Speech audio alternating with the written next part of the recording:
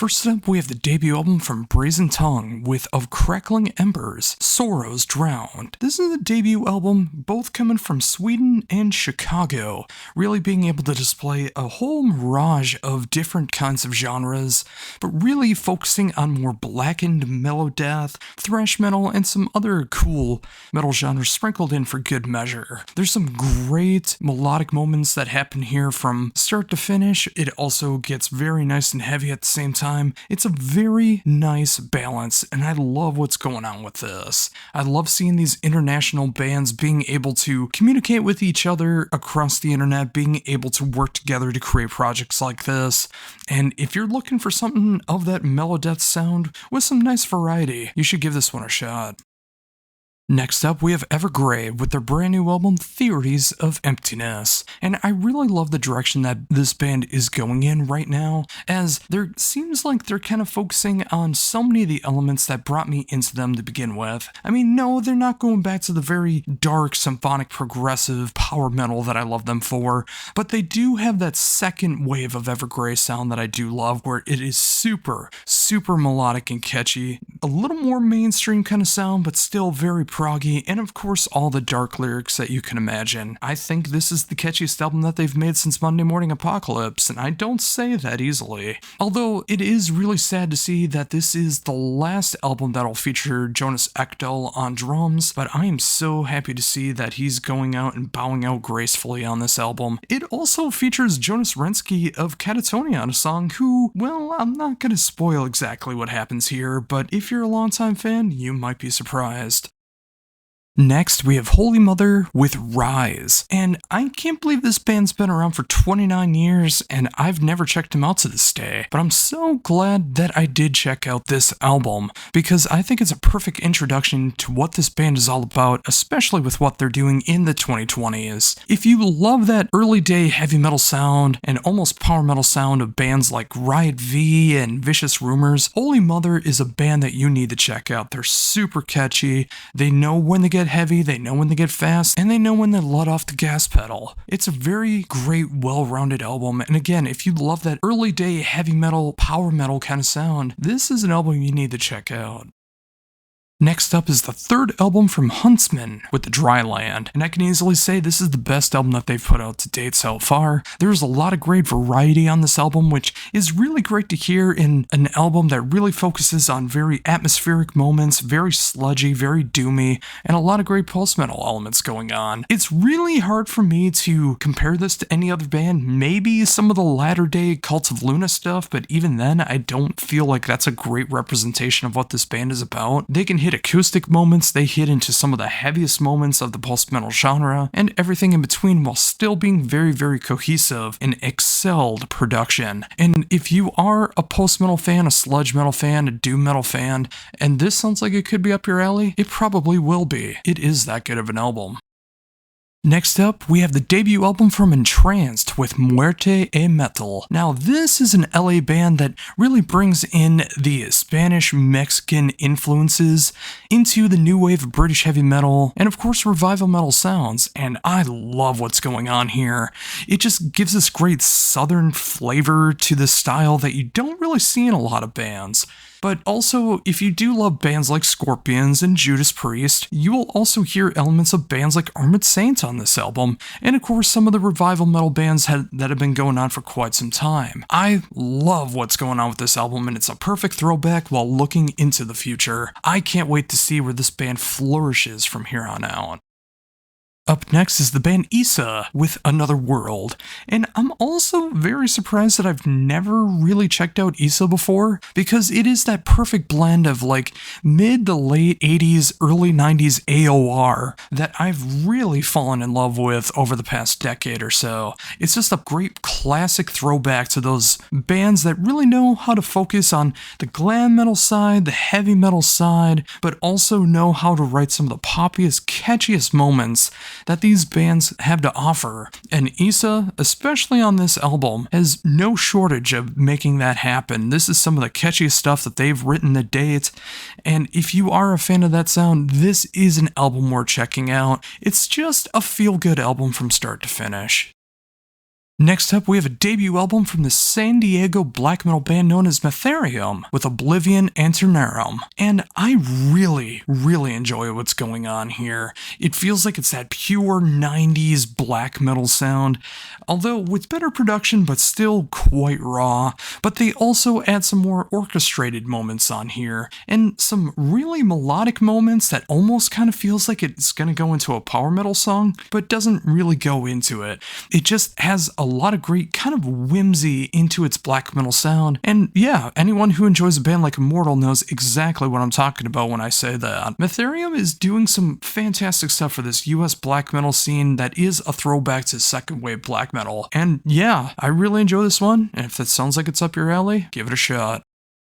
Up next is the band Nightmare with Encrypted, and another band that I never checked out before, despite the fact that they've been around since 1979, 11 years before I was born. So I figured I would have come across them at some point, but now I'm glad that I did, because Nightmare, despite coming out almost 5 decades ago now, just think of how scary that is to say, Nightmare is still coming out with completely fresh heavy metal and power metal. I think a lot of that has to do with the fact there's only one original member, and other members of the band are creating some really great influences for the band, and especially the new singer Barbara Mogor is bringing the absolute fire to the band that it needs with her insane vocal range and her insane growls. This is a band that I hope people will check out if they haven't already, if you're like me and you missed out on them, because if you like this style of heavy metal and power metal, I can't imagine you'd be disappointed.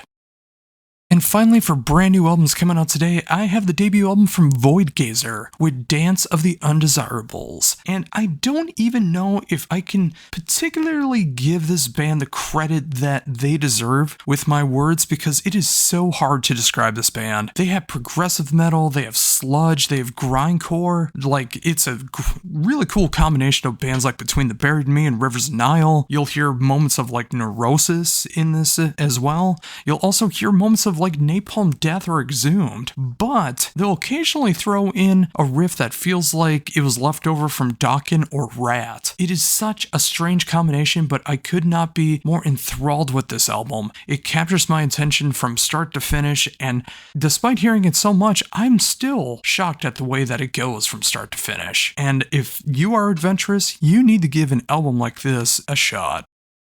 And now on to some stuff that I missed along the way with what I missed. First album up being Nestor with Teenage Rebel. Despite this band starting in the 80s, their debut did not come out until the 2020s. And a couple years later, they finally came out with their sophomore album, Teenage Rebel. And this feels like the greatest 80s band that never released an album in the 80s or 90s or 2000s or 2010s. It is that perfect tribute to the 80s AOR sound. Like, if you're looking for bands like Whitesnake and Def Leppard, or even Bonham. Oh yeah, remember Bonham. It's all of that with also this kind of great tongue-in-cheek, intentionally very cheesy, over-the-top 80s AOR. Like, it's not on Steel Panther level, but it is just enough to give you a great big smile on your face as you listen to it. And we need just a fun album like this in 2024, and if you need that as well, yeah, this gets my recommendation. Give this one a shot.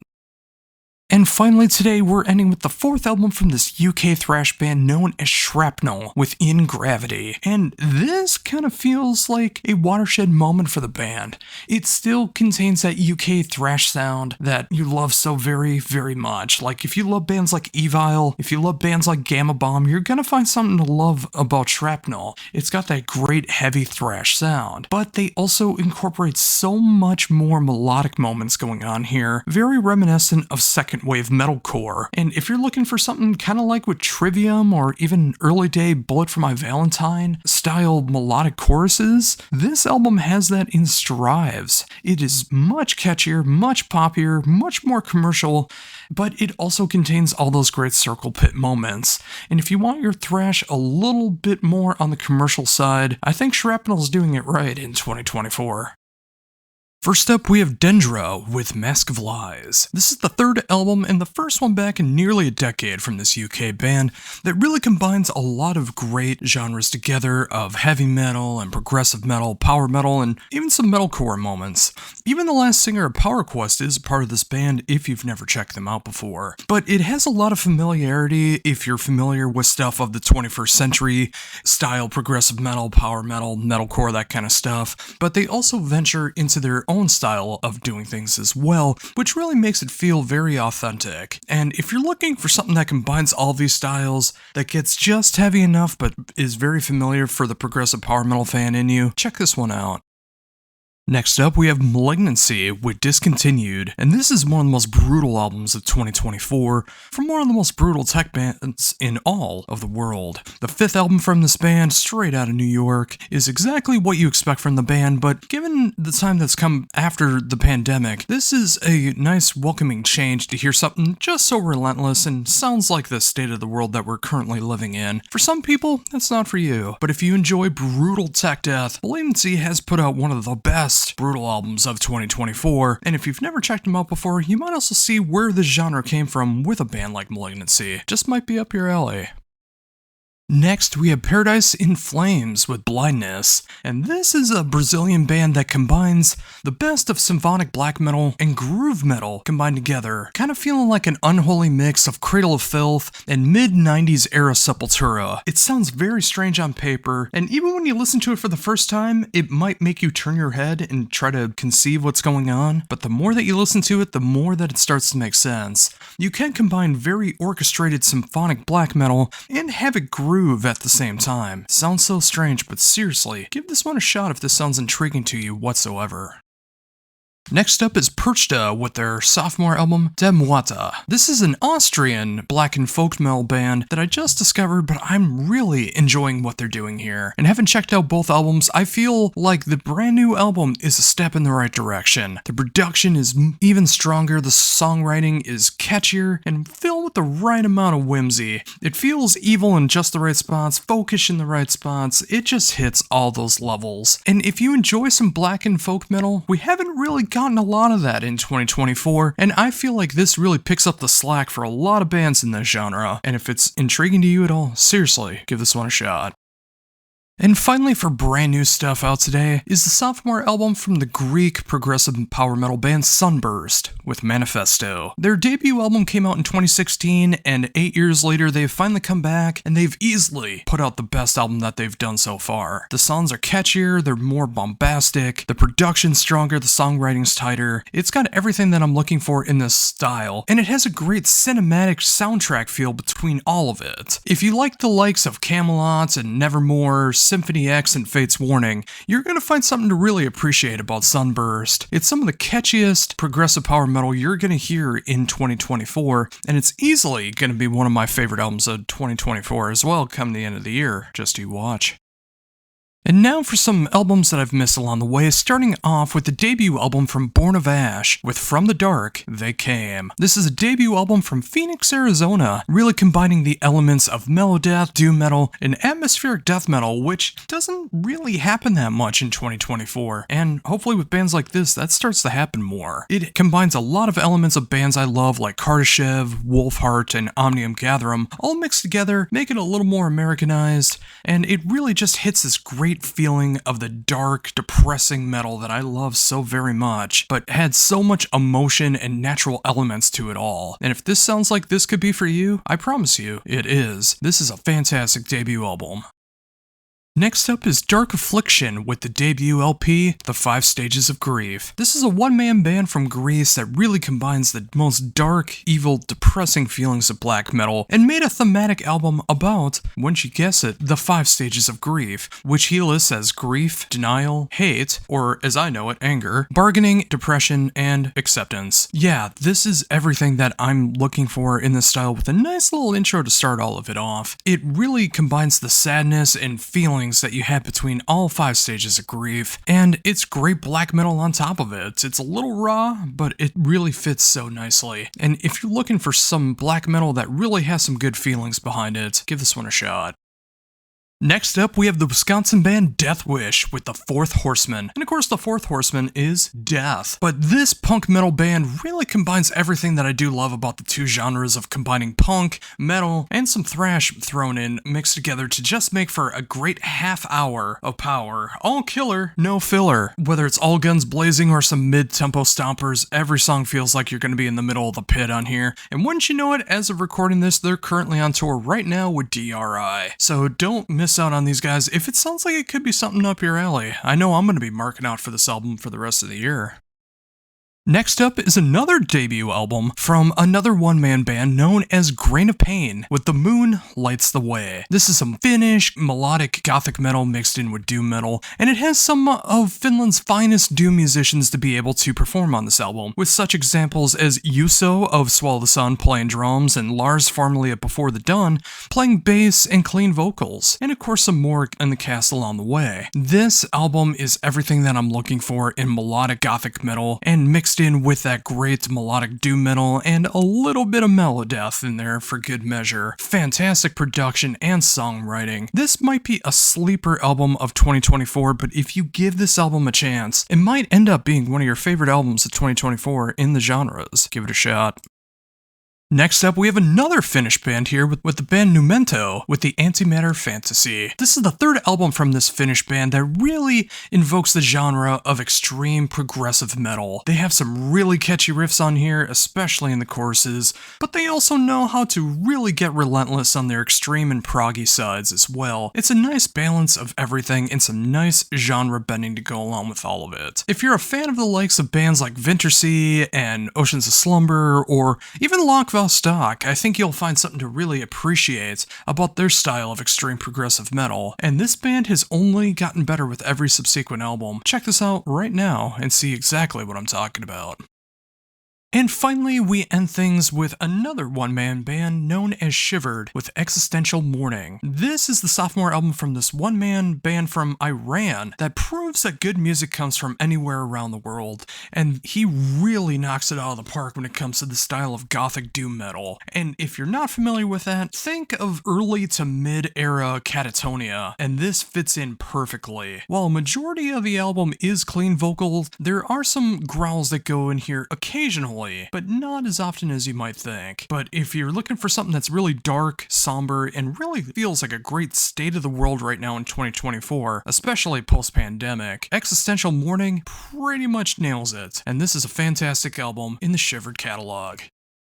First up is Alceste with a name I'm absolutely going to butcher because I'm not good at French, Les Chants de Alors. This is the 7th album from Alceste, and you never truly know what you're going to get with Nige. Either you're going to get something that's very dark and heavy, or you're going to get some of the most positively feeling, whimsical, spiritual music that you're going to hear in this style. Well, this album is definitely the latter with just the slightest tinges of black metal. This is really a post-rock, alternative rock, almost progressive rock in a kind of way. This album is very airy and whimsical and feels very otherworldly. And of course, that's what Nige is all about. The production on this album is stellar. Nige has really knocked it out of the park with this album again, and if you like the lighter side of Alceste, you shall love this album. Next up is Ancient Entities with Echoes of Annihilation. This is a Milwaukee band that really focuses in on how to balance technical death metal while still making it listenable for the non-tech death fans out there. They know how to do some fretboard gymnastics, they definitely know how to play across the drum kit, but it's also something that doesn't just go absolutely insane 100% of the time. They know how to write songs. They just know when to show off at the right times, and that's the kind of album I can really be behind. It has a really rich and full production style, yet just raw enough to kind of give it like a mid to late 90s kind of feel behind it. This is a death metal album that really should be up a lot of people's alley, and if you like just the slightest amount of tech death, you shall love Ancient Entities. Next up is the debut album from K-Nights with Reverent. This is a debut album from an Italian duo that really got the imagery and music matched together in perfect disharmony, and I mean that in the best way possible. This is an amazing blend of melodic death metal and gothic metal with just the slightest tinges of death and roll and black and roll mixed together. So kinda mix Insomnium, Paradise Lost, and Tribulation together, but also make it a concept album about a priest that turns into a vampire and seeing how his life goes from there on out. Don't want to give everything away, as it's a very intriguing story mixed in with a very intriguing album, and if you like the sound of that, I highly recommend checking out this album for some great melodic gothic metal goodness. First up, we have Codex Mortis with Tales of Woe. The sophomore album from this band of the Netherlands is a great example of how to do very blackened death metal in 2024. The band is still maintaining what they were able to do on their debut album, but everything's just a little bit better on this album. The production's a tad more polished. The vocals are even more brutal than they were before. The songwriting, everything that goes into this is just a little bit better, and for anyone who enjoys the styles of Behemoth and Nathrak, or even Early Day Benighted, are gonna find something to appreciate about this album. I haven't seen a lot of talk about this, but maybe that'll change with this review. If you like Black and Death, this is an album for you. Next up is the Canadian tech death band Derelict with Versus Entropy. And you would think with Canadian tech death you would know everything that there is to know about the style, right? Wrong. Derelict has only put out a few albums, but each album is really a great masterpiece of the tech death world while still showing off that you don't need to be tech death 100% of the time. Every riff serves a purpose. Every lead sounds so perfect for the song. Everyone in the band absolutely has technicality and musicianship to an absolute T, but they know how to write songs at the same time, and you match that up with fantastic production, and you have one of the standout tech death albums of 2024. Seriously, if you need tech death that is not just pure tech death, give Derelict a chance. Next up is the band Cavane with the Formless Fires, and I gotta say, without question, not only is this their best album today, but I think this is the best black metal album of 2024 so far, and it's gonna be very, very high up in my top 100 albums of 2024. This has everything that I've ever loved about the band, the black metal sound, the melodic black metal sound, but it also combines some of the best black metal compositions I have heard in quite some time. This is a band that everyone needs to jump on board with because this is how you do black metal in this style. It's dark, it's evil, it feels like it takes you around the universe and back, and it has a great production and songwriting style behind it. I can't say enough good stuff about this album. Simply one of the best albums of 2024. Next up is the 6th album from Portrait with The Host. The band's first concept album, taking place in the 17th century, sounds eerily familiar to the world that we live in today. I won't give it all away, but just check it out for yourself. But with all of that said, this is easily the band's best album to date. It has some of the most strongest material that they've written, their best production, it's a full-on concept album, and they start to really embrace the heavy metal, new wave of British heavy metal, and that proto-black metal sound that you love in Merciful Fate and King Diamond. All of that combined together to create the best Portrait album to date. Seriously, if you love that old school sound with that new school vibe, check out The Host by Portrait. Up next is Seven Spires with A Fortress Called Home, and without a doubt, this is the most intense, heavy, brutal album this symphonic metal band has put out to date, and you can tell they laid it all on the line for this album. It really harkens into that symphonic black metal sound, despite the fact that they are a symphonic metal band. Like, you really hear Dimmu Borgir and Cradle of Filth throughout this entire album.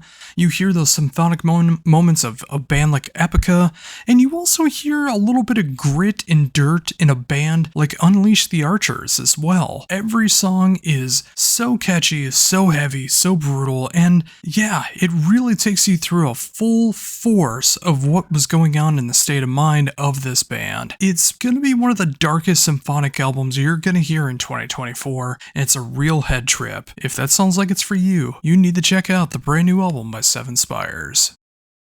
First up for albums that I missed is Crypt Sermon with their latest album, The Stygian Rose. And trust me, I did not want to miss out on this one, but when you don't get the promo ahead of time, there's only so much you can do. But all of that said, this is one of the best doom metal albums of 2024. It is horror-filled, it is that right combination of doom metal and classic heavy metal mixed together. The vocals are the strongest they have ever been in this band. The musicianship is just top-notch. The production fits so perfectly for the music. It is that horror-filled doom metal that really does feel like you're about to meet your doom. No one does that quite like Crypt Sermon, and I'm so glad that they put out a soundtrack for 2024, even if that was not their intention. This is one of the best metal albums of 2024.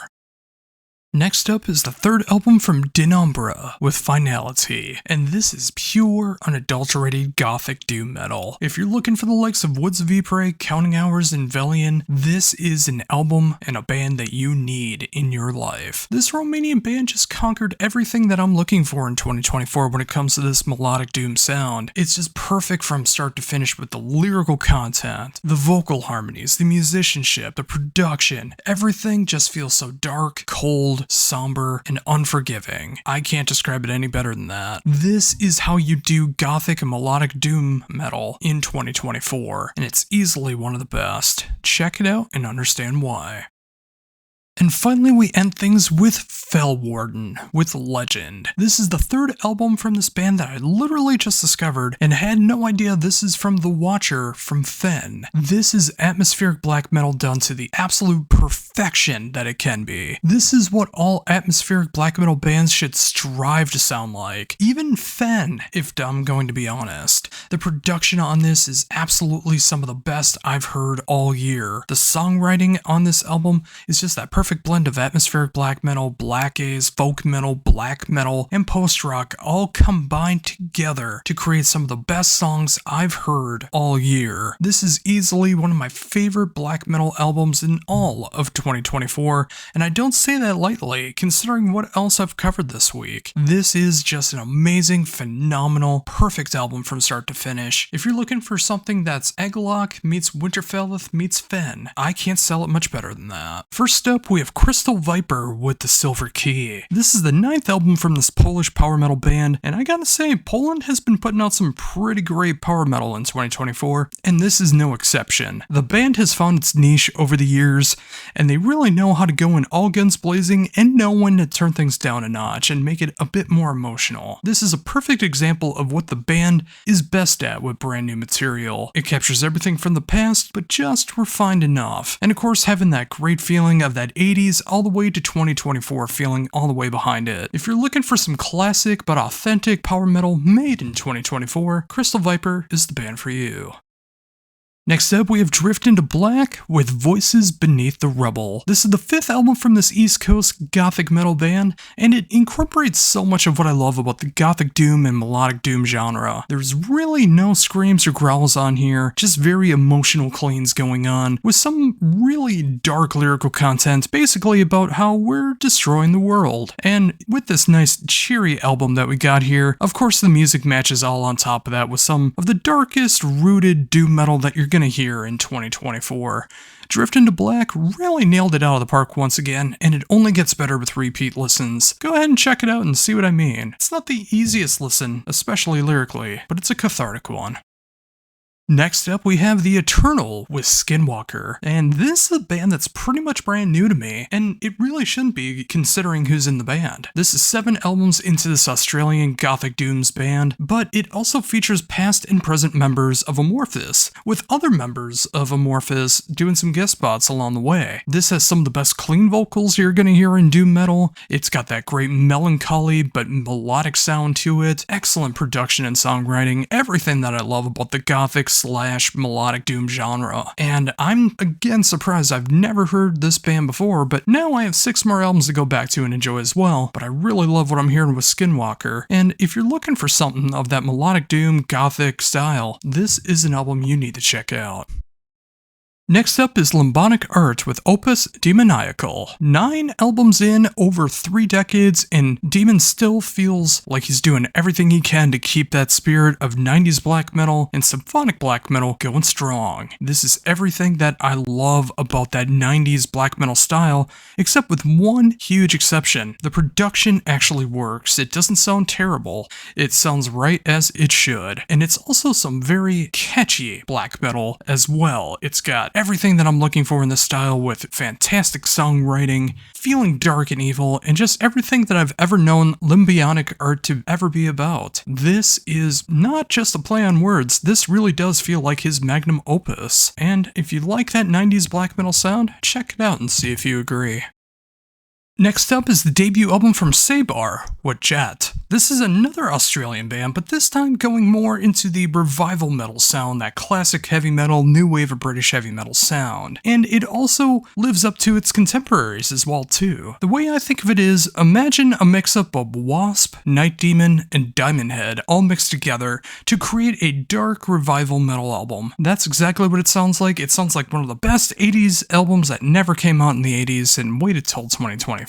While this doesn't reinvent the wheel for what revival metal is, it doesn't need to. It's just that classic fun style, whether it's going all guns blazing or taking things down a peg. It's got everything that I'm looking for in this style, and that's all I really need. And if you like revival metal like I do, you'll want to check this one out. Next up is Shade of Sorrow with Upon the Fields of Grief. This is a debut album from a Finnish musician known as Mika Kinkanen, and this made my jaw drop. This is my kind of melodic death metal with just the right amount of catchy moments that almost feels power metal-esque. Kind of the best way I can describe it is if a Monomarth had balls. Also match that up with some styles of Wolfheart, Insomnium, and Nyctophobia, and you got one of the most memorable melodic death metal albums of 2024. And the fact that Mika does everything on this album from recording to production is just stellar. It may go under the radar, but I'm hoping with a review like this, more people will be turned on to it. I can't wait to see what the sophomore LP is all about, but until then, check out some very dark, very catchy, and perfect melodic death metal from Shade of Sorrow. Next up is Shumon with Opposing Mirrors. This is a North American prog band that I'm just getting familiar with on this album, and wow, what a lineup of musicians this is, especially the guest drummers that they have on here, from Thomas Lang to Marco Miniman to Leo Marguerite of Pain of Salvation. Just those three alone makes for some mesmerizing drumming displays on here, but that does not say the rest of the band doesn't have some killer stuff behind it. This reminds me so much of that early to mid 2000s feel of bands like Fate's Warning and Porcupine Tree, where it is very proggy, but there's not a lot of wank to it. It's very straight ahead, it does have some odd time signatures, and the band knows when to show off, but it's not just about that. The songs come first. Match that up with some fantastic songwriting and production, and you have one killer prog album. Go check this one out if you're looking for a bit of a throwback in 2024. And finally, for brand new stuff out today, I had the band Wraith with Fueled by Fire. It's been an incredible year for the black and roll, black and speed metal genres, and Wraith is again no exception to any of that. Another album that doesn't reinvent the wheel, but for something like black and roll and black and speed metal, I wouldn't want them to reinvent the wheel. It has that style, and that's what I love about it. For anyone who enjoys the likes of Midnight or Hellripper or Sadistic Force, this is just all kills, no thrills. All 46 minutes of this is completely solid and just everything that you're looking for in this style. While many people might not be talking about this one, give this one a shot. It really is one of the better albums of the genre in 2024. And now for some stuff I missed along the way, starting off with the band Blazing Eternity, with A Certain End of Everything. This comes out 21 years after their sophomore album. The band has come back with this comeback album, making easily the best work of their entire career. This is the perfect blend of melodic death metal, a little bit of black metal into it, but more importantly, more than anything, the gothic metal sound that they created. When they focus on the melodic death and the melodic black moments of this album, it's very harkens harkens back to that early 2000s, late 90s sound of the melodic death metal, melodic black metal sounds. But when they add in the gothic metal moments, that's what seals the deal on this album and makes it one of the best albums of 2024. They know when to go dark and evil, they know when to create some very sorrowful and beautiful melodic moments as well. This has really gone under the radar, and I wish I would have caught on to it sooner. You need to check it out for yourself as well. Seriously, check out Blazing Eternity. Next up is Inherits the Void with Scars of Yesteryear. You know, it only feels like last year when I covered their sophomore album, and wouldn't you know it, it has been a year. Inherits the Void has put out 3 albums over the course of the last 4 years, and each one somehow keeps getting more refined and more polished than the next. This is an excellent blend of melodic black metal, mellow black, and some In Flames influence in there as well, so it has that early day Swedish melodic death metal sound going on as well. Combining all of that combined, you get one of the most unique black metal albums of 2024, and this one-man project just continues to be some of the best in the genre. Everything from the production to the songwriting, everything that you're looking for in this particular style is done here in spades, and Inherits the Void just keeps getting better and better. If you don't believe me, check out Scars of Yesteryear. Up next is Neera with All Is Dust, and when this band came back with their self-titled album just a couple weeks before the pandemic started, everything seemed like it was going in the right direction. But then the pandemic happened, and Neera returned to create their heaviest, darkest album to date. This really does feel like a post-pandemic album because everything that you hear, from the brutal breakdowns to the very emotionally driven lyrics and songwriting composition to moments that almost sound like black metal in this melodic death metal and metalcore band you would never expect, but it fits the music so perfectly because it does feel like we are in the end times, and soon we all will just be dust. But until then, this feels like a really good soundtrack for 2024, even though that might not be the most shining example. It really is a cathartic album for the state of the world that we live in. Give it a listen. And finally, we end things on a very different note with the band The Story So Far with I Want to Disappear. This came out this past Friday. I got the promo for it, which I was very shocked by. And while I do enjoy pop punk, it's not something that I'm very well versed in. But everything that I've ever heard from this band, I've thoroughly enjoyed. And I can say without a shadow of doubt, this is the best work that they've done so far. Whether they're doing some very fast discharge style D-beat, style pop punk, or they're doing some slower emotional stuff going on, it's got everything that I like about these pop punk bands. I can hear Descendants in this, I can hear Bad Religion in this, and of course their own influences. And again, I'm not very well versed in this, but all 28 minutes of this album just goes by so fast, and I love everything I'm hearing. They're not just trying to write radio hooks, they're trying to write an album, which is very commendable in 2024. What other pop punk bands do this in this style? Let's see if they can try to top this one. First up, we have Aeons with The Ghosts of What We Knew. Now, straight up, this came out back on Tuesday, so, let it slide that I'm talking about it being out today, you dig? Anyways, this is an album that I randomly came across, and I'm very curious about all of it. They list themselves as technical progressive metal, yet I also hear a lot of second wave metalcore going on here. So I guess kind of a way I can describe it is kind of like Neov Lascaris meets Killswitch Engage meets Mutiny Within, and I think that's a really fair way to be able to put all this out. Another really notable fact about this band, one of the only bands I've ever heard of being from the Isle of Man. In fact, on Metallum, there's only 4 bands from there, and this is one of them. I like everything that's going on here, from the production to the songwriting style, to knowing when to be heavy and technical and when to scale back and write for the song. And if this sounds like something for you, I highly recommend it.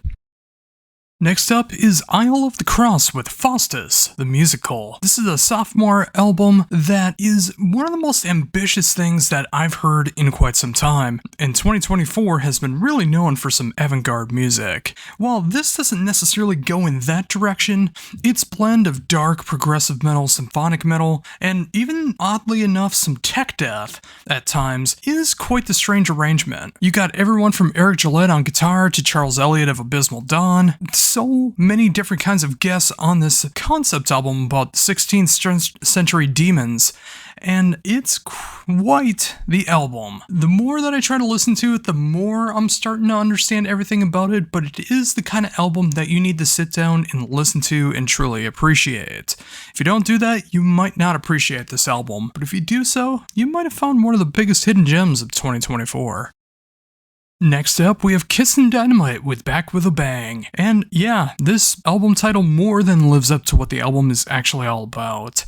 Now, I should say this is probably the most mainstream commercial rock album Kissin' Dynamite has ever made, but that does not mean that it's not the best album that they've made so far. All of these songs feel like they should be on Top 40 Rock Radio if North American Top 40 Rock Radio was worth listening to. Every single hook on this album is so catchy. Every single song deserves to be played live, and this is exactly what I wanted from Kissin' Dynamite pretty much all along. And if you're not into the AOR sound, you're probably not going to appreciate this album, but if you do, this might be the AOR album of 2024.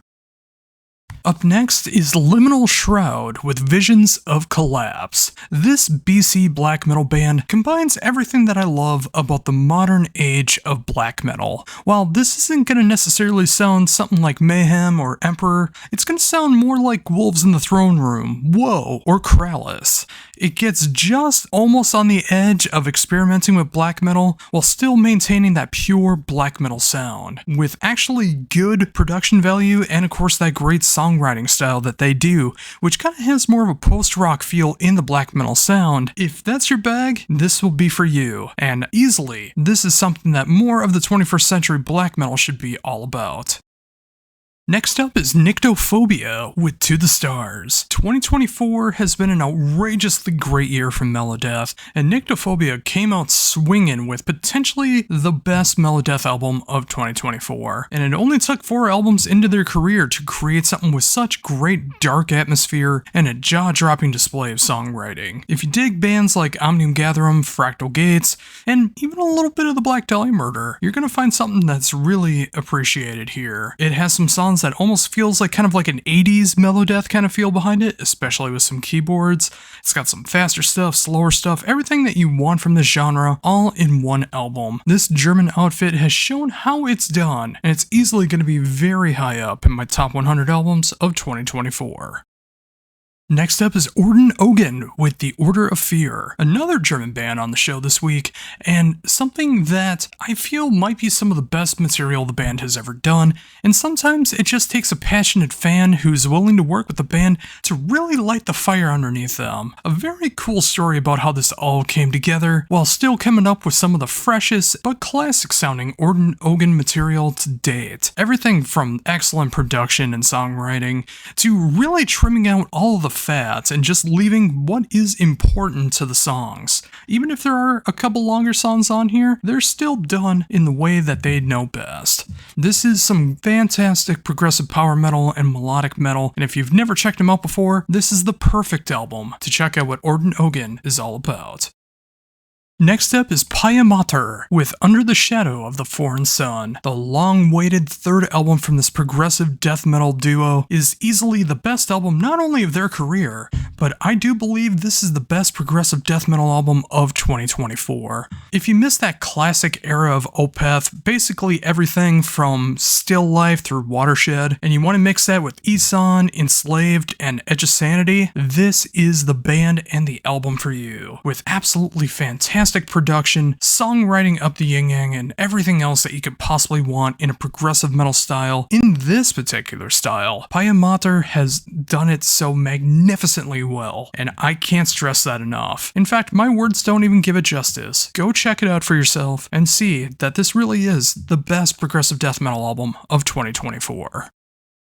Next, we have Visions of Atlantis with Pirates 2 Armada. And what can I say about Visions of Atlantis that you probably don't already know about the band? I mean, they are the definition of pirate metal, and I don't mean the Ailstorm kind. I mean the very sophisticated, symphonic, power metal, folkish metal that is Visions of Atlantis. And with this being part 2 of a 2-part album, it really does feel like more of what Visions of Atlantis is best known for. None of these songs feel feel like they're B-sides in any way. It just feels like these songs were meant to fit together, and the songs off Pirates 1 were meant to fit together in that way as well. Listening to them together, it's quite a long endeavor, but I think it might be well worth it. But if not, separate the two, and Armada really does stand on its own. It's everything you love about the band, not too much more than that, but really you don't need more than that. It's Visions of Atlantis.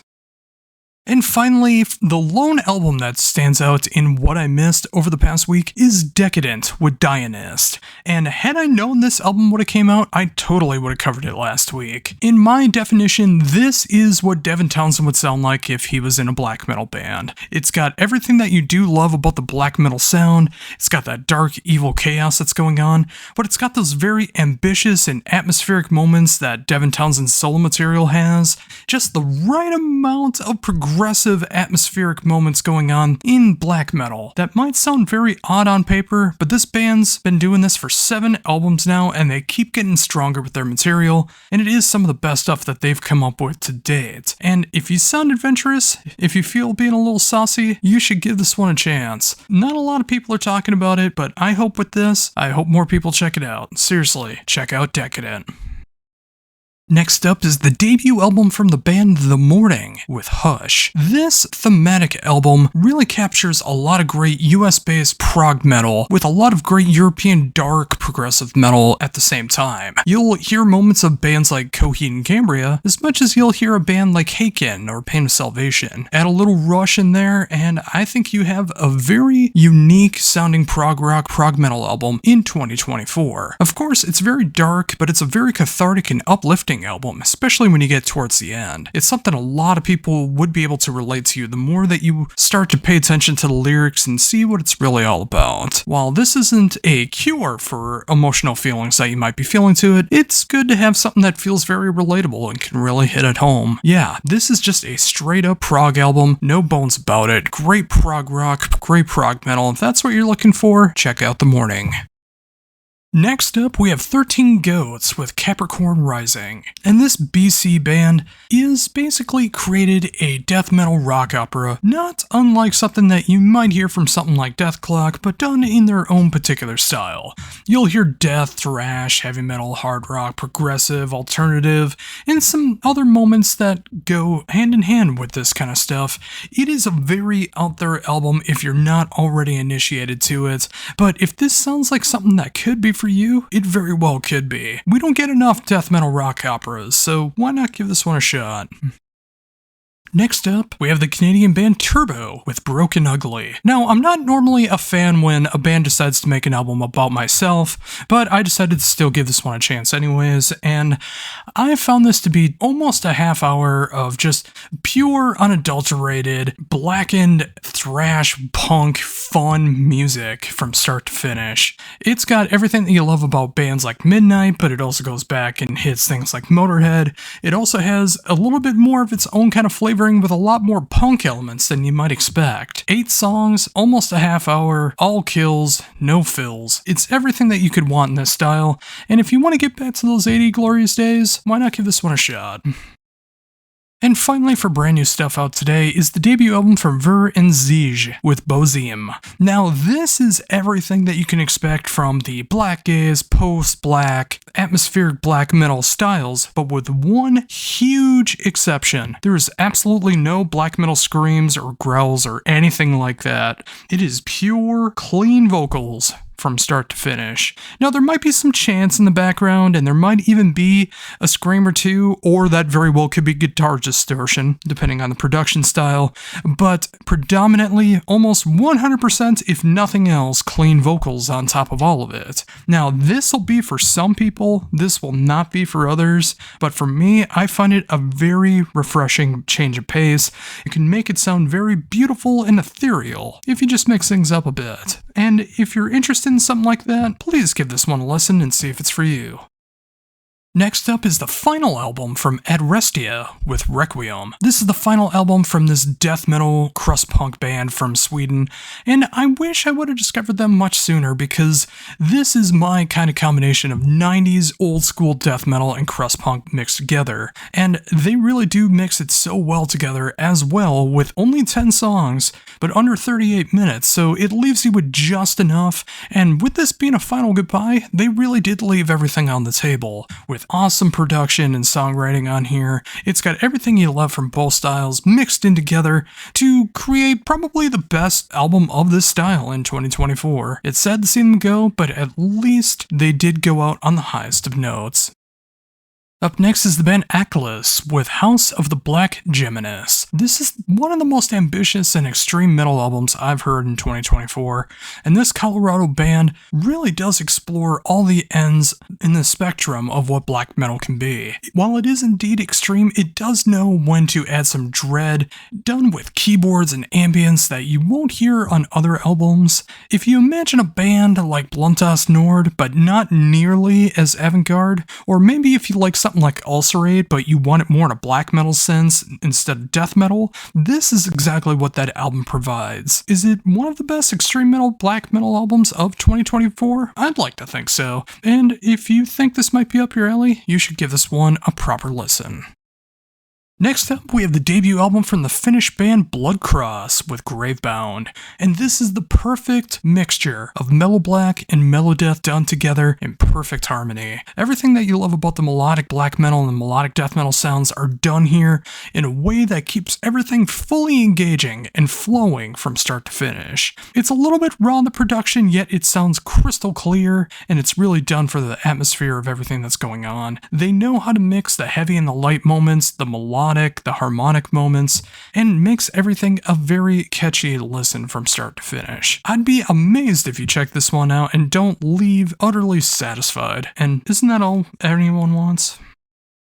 Next up, we have the long-standing Danish satanic black metal band Horned Almighty with Contagion Zero. 20 years and 7 albums into this band's career, and it feels like they're still finding new ways to be able to peak where they were before. And you can definitely tell this album is a mid-pandemic album, where it feels like the entire album is based on a plague destroying the world. I mean, what else could it possibly be than what we just dealt with over the last few years? The music really matches all of those senses perfectly, the production style fits like a glove while still being able to stand out, and the songwriting is that perfect balance of black metal dread and that overall feeling that we're not long for this world. While it's not the cheeriest album of 2024, if you are looking for that pure satanic black metal sound, and if you've never heard of them before, if you think of bands like Carpathian Forest, Cold, and Dotsford, you're going to be able to find something to appreciate here with Horned Almighty. Next up, we have Vemure with The Timeless Ever Present. Now, this is a dark, transcendental black metal band from Atlanta, Georgia, which already sounds shocking. And then when you hear that they have a lot of big Watain, dissection, and dark funeral vibes, it's hard to believe they're from Atlanta, but again, good music comes from anywhere. Especially with the band being known for their previous album and having one of the greatest album artworks of all time. The band decided to go darker, colder, and a little more evil on this album. It is a very ethereal and atmospheric album with all those brutal tinges of black metal that you expect. This is such a fantastic black metal album from start to finish, and if you love that transcendental style of black metal, you can't do it better than Vemure. And finally, we end things with Vorath, with Volume 1, The Hymn of the Hunters. And this is a Midwest, almost kind of a supergroup of a sense, where it combines a lot of great Midwest bands together to create this band. And when you see the talent on hand, it makes a lot of sense. This is progressive death metal, tech death, experimental. It feels like it can go from the early days of Cannibal Corpse and Morbid Angel and just easily be transplanted into something made by Septic Flesh or Flesh God Apocalypse and make it feel like it turns on a dime. And what makes this so exciting is this is just the debut album from this band. I'm very excited to see where they're going to be going with their sophomore or even their third album and how much they're really going to be able to expand, because if they're already combining all these different elements to begin with, where are they going to go from here? And if you like a band that knows how to push the boundaries of progressive death metal, tech death, experimental, industrial, and more, be sure to check out Vorath. First up, we have Disloyal with Divine Miasmata. This is a Polish death metal band that you may or may not be familiar with. If you like the likes of Vader and maybe some Behemoth, I think you'll find something to really enjoy about Disloyal. They are very much on the brutal side of death metal, but they also know how to add dynamics in just the right spots to make things very interesting. Add some very fantastic production and songwriting to all this, and it makes it a very fun listen from start to finish. While the band doesn't reinvent the wheel, they don't need to. They have their signature blend of death metal, and I wouldn't have it any other way. And if you're looking for something that's just pure brutality with the right amount of dynamics, Disloyal is a band for you. Next up, we have Dream Evil with Metal Gods. The 7th album from this legendary heavy metal and hard rock band is everything that you imagine from Dream Evil. It pays tribute to metal of days gone by, while still having their own signature blend of that pure, unadulterated heavy metal, power metal, hard rock sound. This album is exactly what you would expect from Dream Evil in 2024. Be that a good thing or a bad thing will be up to you. I know Dream Evil is quite divisive, but I will say, having been able to check out this album, I really enjoy what they're doing here. It's another album that does not need any reinvention. Dream Evil knows what they're all about, and they want to give it to you in the best way possible, and if this is what they're doing in 2024, sign me up. This is classic heavy metal at its finest.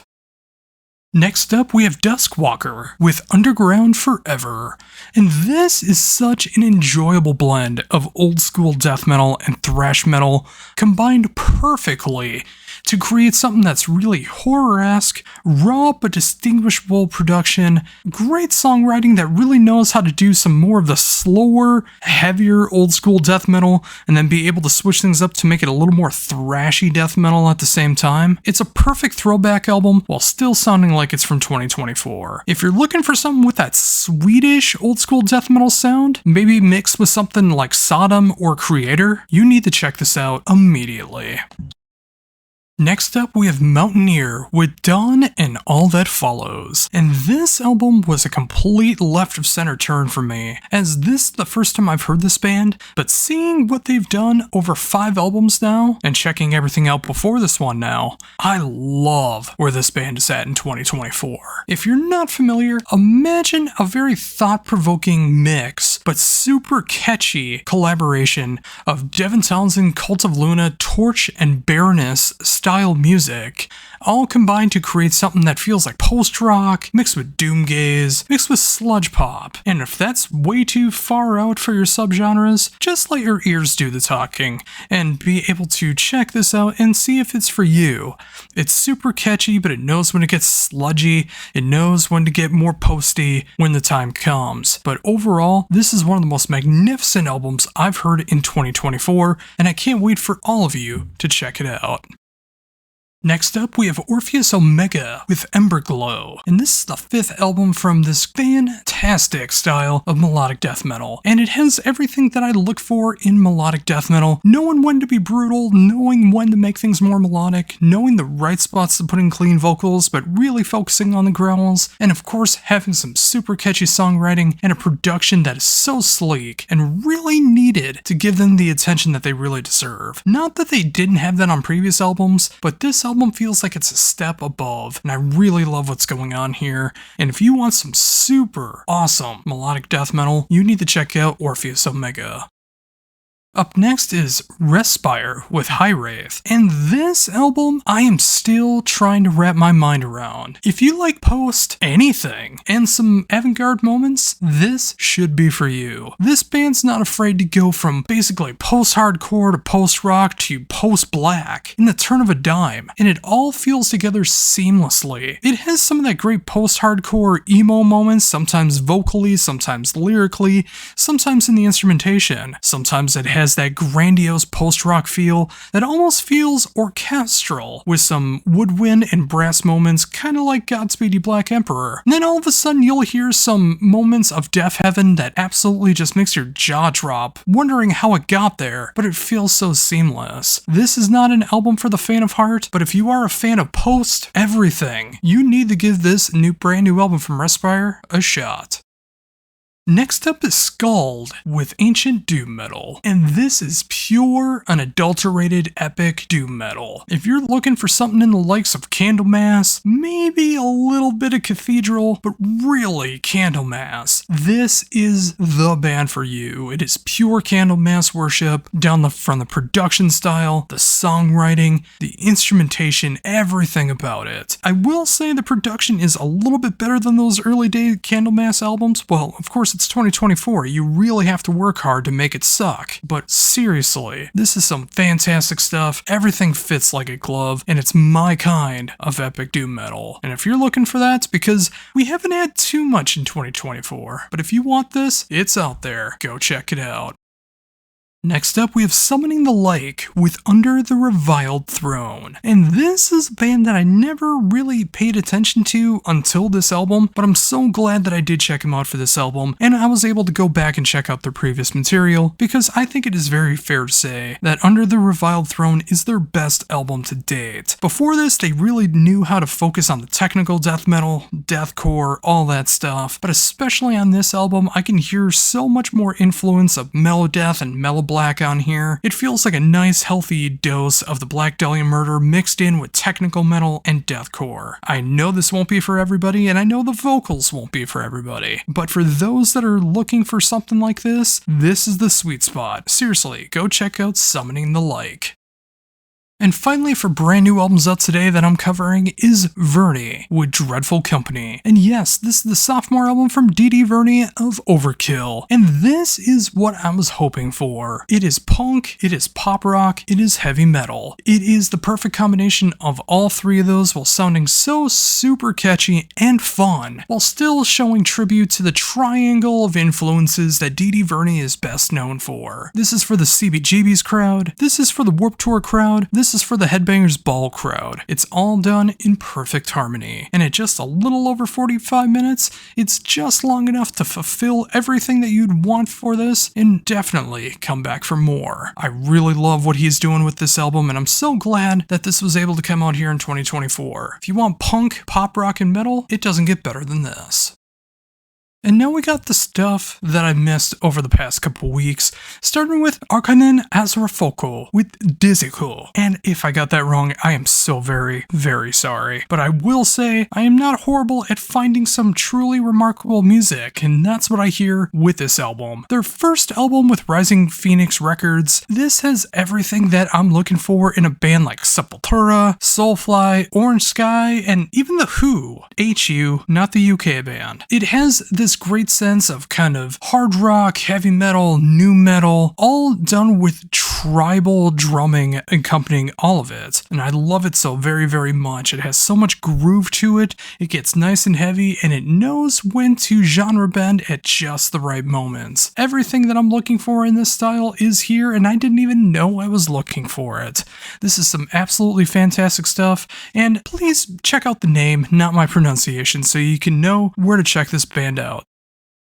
Up next is Black Lava with The Savage Winds of Wisdom. This is the sophomore album from a more or less side project of the band A Million Dead Birds Laughing, which of course is more layered in grind and death metal, and Black Lava is more atmospheric blackened death metal. And it's done with such efficiency and conviction. It's one of the strongest albums of the blackened death metal releases of 2024. Dan Preslin of A Million Dead Birds Laughing and formerly of Neovlascaris is drumming on this album, and while he doesn't go absolutely insane with his prog chops and absolute blast beats all the time on this album, he knows how to groove, he can show off some of his heaviest drumming that he's ever done, and everything again is done with such conviction. This album is just fantastic from start to finish if you're looking for that nice blend of atmospheric and blackened death metal. And if you've never checked them out before and that sounds like it's your bag, seriously, give this one a shot.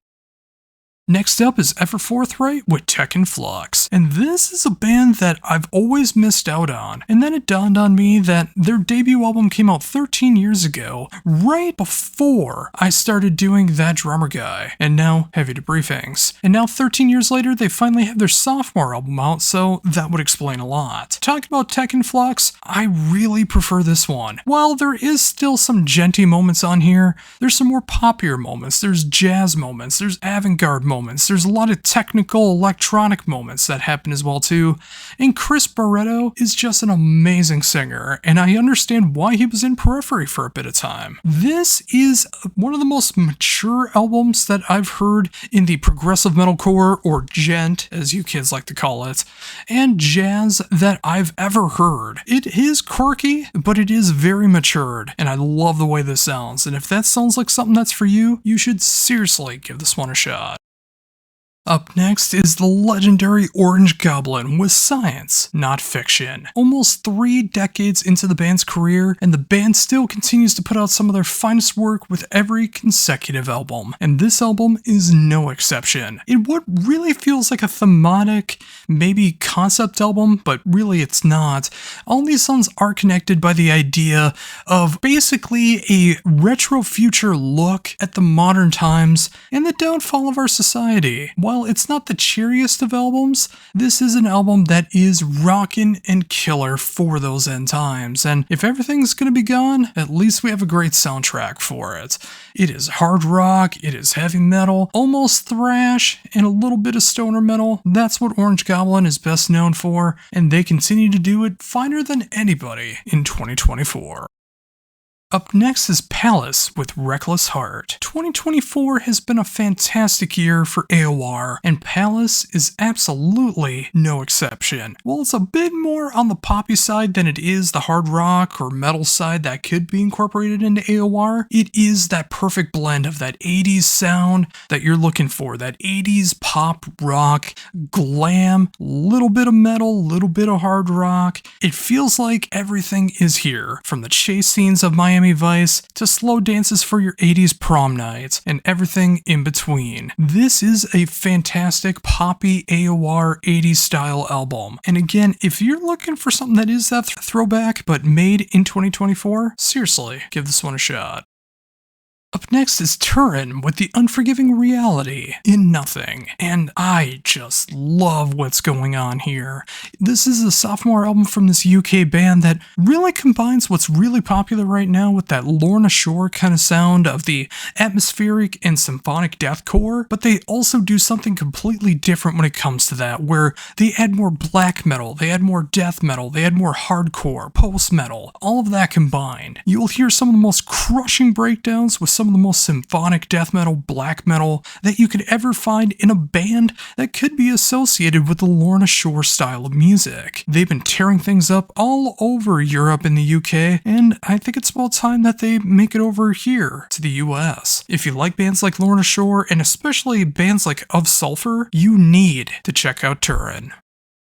And finally, an album that might be one of my favorite albums of 2024. The brand new album from Werewolves, We Die For Us. The band has done 5 albums in 5 years, from 2020 to 2024, each consecutive year. And each album keeps getting more intense and more creative. It's absolutely insane with their style of brutal death metal, mixed in with a little bit of tech death, a little bit of black metal, and absurdity, and just the right amount of clips to make things a little bit chuckle-worthy as you're getting blown away by all the chaos that's surrounding you. No album is ever 35 minutes long. It's all 35 and under. I love what's going on here. All killer, no filler, just absolutely punishing, heavy, unrelenting death metal. If that's what you want, that's what Werewolves gives every single time. First up, we have the sophomore album from Fourth Dominion with Diana's Day. This Rochester, New York band really combines the best elements of goth rock, post-punk, and a little bit of new wave of British heavy metal thrown in there. I hear as much anathema and sentenced in this band as I do, say, a band like Publicis UK or The Smiths, or even Hole. This is a very fascinating but dark look at mental health, trauma, and the cathartic ways that we deal with all those things. It really does explore trauma in a way that I wish more bands would do, but I'm so thankful that Fourth Dominion does that for us. Add that with some excellent production and songwriting value, and you have something that is metal adjacent, and not necessarily the heaviest thing you'll hear all year, but it is very, very heavy thematically. And if you're looking for something like that, you should give this album a shot.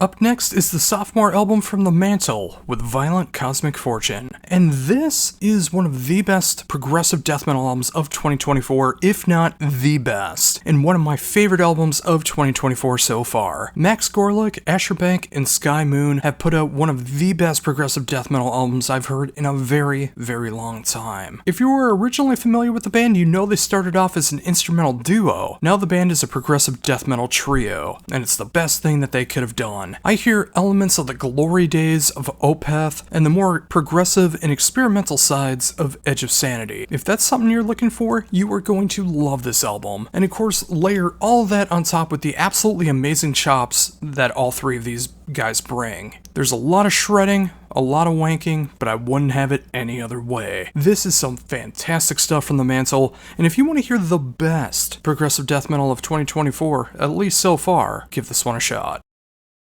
Up next is the third album from Mr. Misery with their self-titled album. And this is my first foray into the band, and I really, really enjoy what they're doing here. Everything from horror metal, modern metal, metalcore, glam, and so much more is thrown into here. This is the most modern metal the band has done so far, but I really, really enjoy what they're doing here. The production is pristine, the songwriting is catchy, and they know how to trim the fat. It's everything that you could be looking for in this particular style, with that great vampiric thematic sound over top of it. And if you're just looking for something that's fun, catchy, and incorporates so much of the modern day while still be able to doing a little bit of a throwback, you should check out Mr. Misery.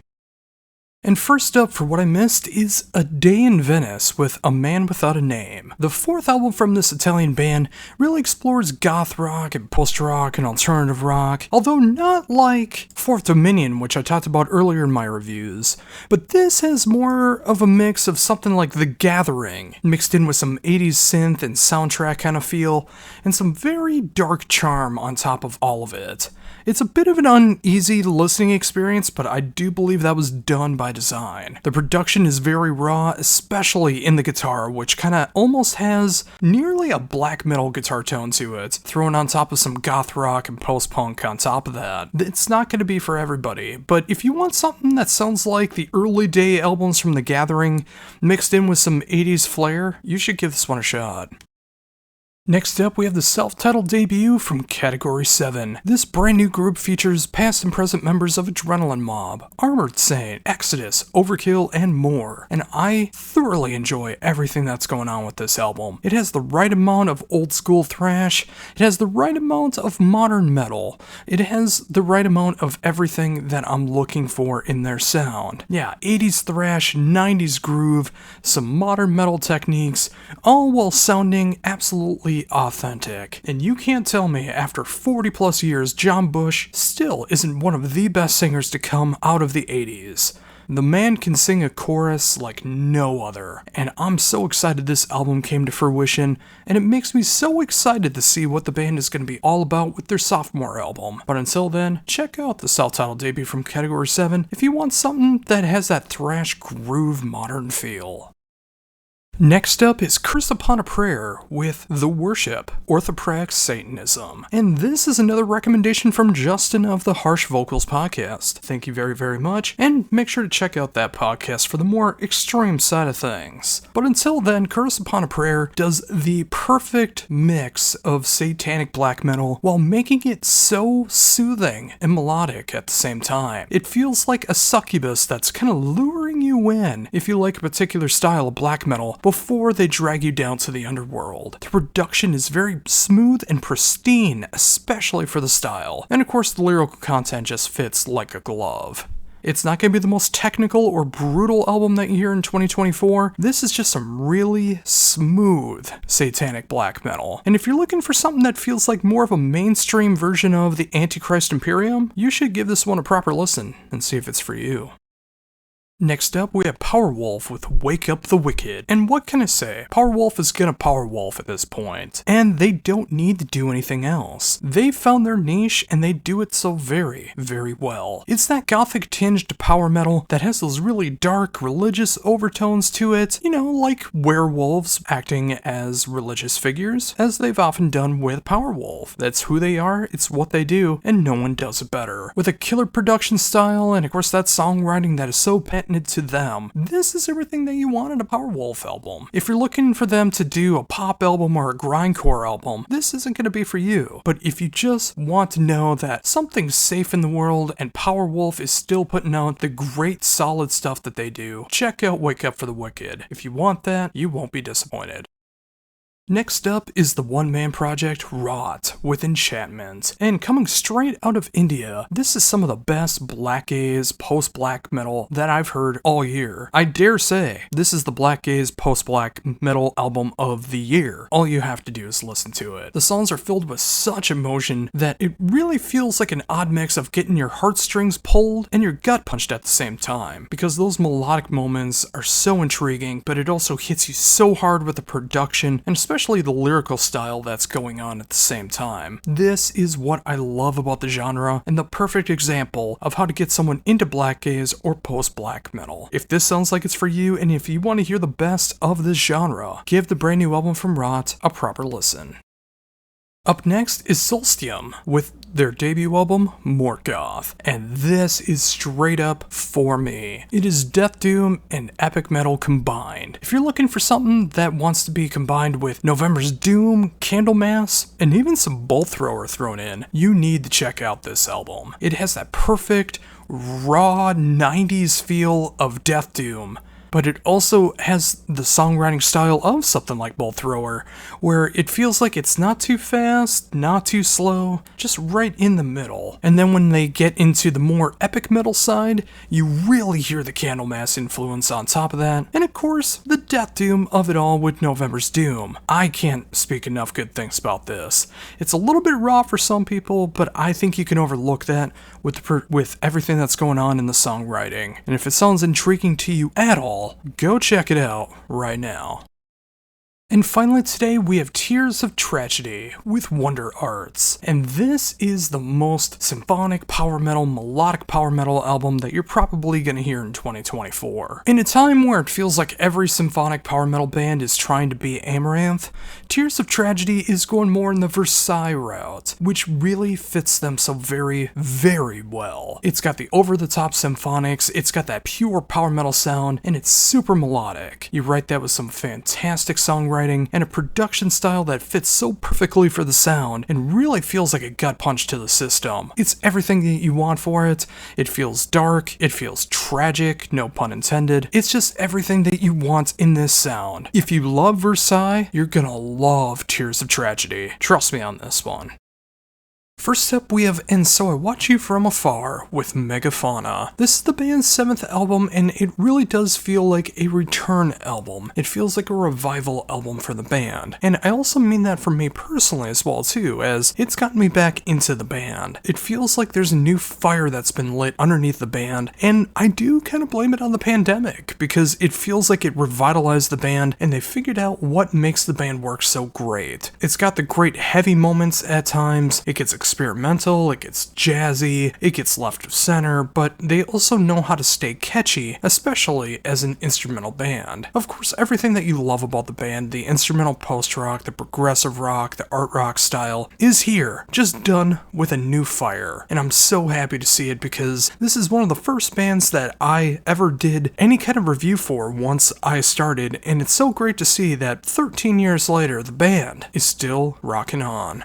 Next up, we have The Aphelion with Nascence. This is the sophomore album from this Ottawa, Canada prog band, and it has so much of what I love about prog metal. 2024 has been a great year for prog, and it's great to see this band putting out an album like this, as it does get as heavy as Opeth, it gets as experimental as Leprous, it gets as much balance as a band like Haken, and it also has the emotional balance of a band like Pain of Salvation. And it can even get more experimental on the sides of bands bands like Shining, or just having that great brass and woodwind section that you would hear in something like Rivers of Nile, or even Niavlis these days. The production is very rich, and the songwriting is very, very inspired. And the lyrics will truly hit home for a lot of people. I know it does for me. It may go under the radar for a lot of people, but that's why I'm here. I hope you give this one a shot and discover one of the best prog metal albums of 2024. Next up, we have Hammerfall with Avenge the Fallen. Now, their previous album, Hammer of Dawn, is one of my favorite Hammerfall albums. I love how dark it gets, especially for their style of heavy metal and power metal. This one feels a little bit more of a return to fall, and say it with me, Hammerfall is gonna hammerfall. And in 2024, when we live in such turbulent times, I'm glad there is a band like Hammerfall that is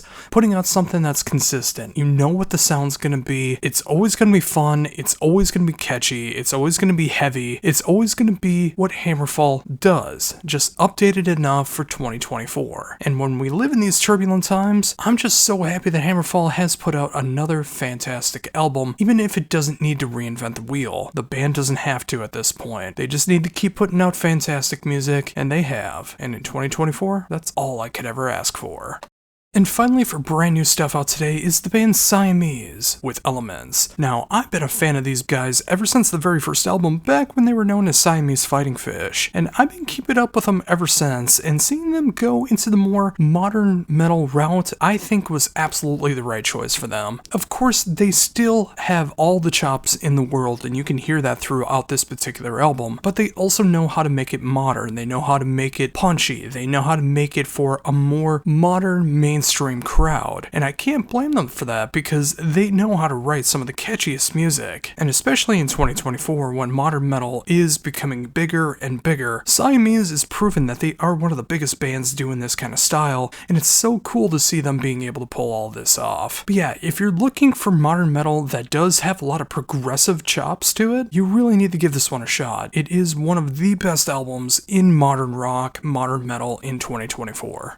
And now for some stuff I've missed along the way, starting with Dwell in Doom with Ruins of the Divine. And this has all the potential in the world of being one of my favorite doom metal albums of 2024. This project is absolutely insane. They've written 8 albums in 6 years, and this might be the best that they've done so far. Now, to describe them, it has the gothic doom side of Woods of Ypres, especially vocally, but they also incorporate other stuff like My Dying Bride and Sentenced and Paradise Lost for some good measure. You mix that up with a very depressing but full production value and a songwriting style that is going to make you cry. This is my kind of doom metal, and one of the best gothic doom metal albums of 2024. Just check it out for yourself and understand why.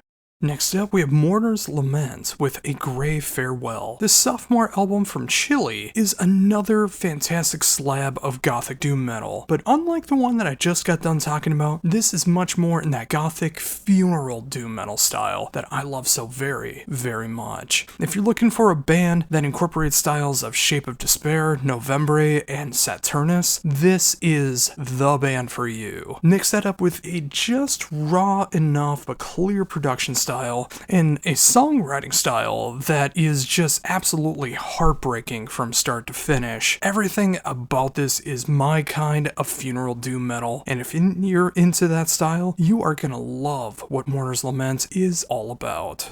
Next up, we have Space Corps with Shapeshifter, and this is arguably the most brutal album I'll be talking about this week. The band really started getting over in 2022 with the release of their debut EP, but now it's time for their full LP, and this was everything that I was hoping the band was gonna do. It's a nice, healthy mix of deathcore, death metal, tech death, and very atmospheric moments. So imagine a band like The Faceless mixing it up with Carnifex, mixing it up with the Contortionist, and you have Space Corps. All 6 original songs on here feel otherworldly in its atmosphere, and they know how to pummel you along the way. Also, if that's not enough for you, they end the album with Metallica's For Whom the Bell Tolls, and I guarantee you'll never hear another version like this. If it sounds intriguing to you at all, I implore you to give this one a shot. I think it's well worth your time.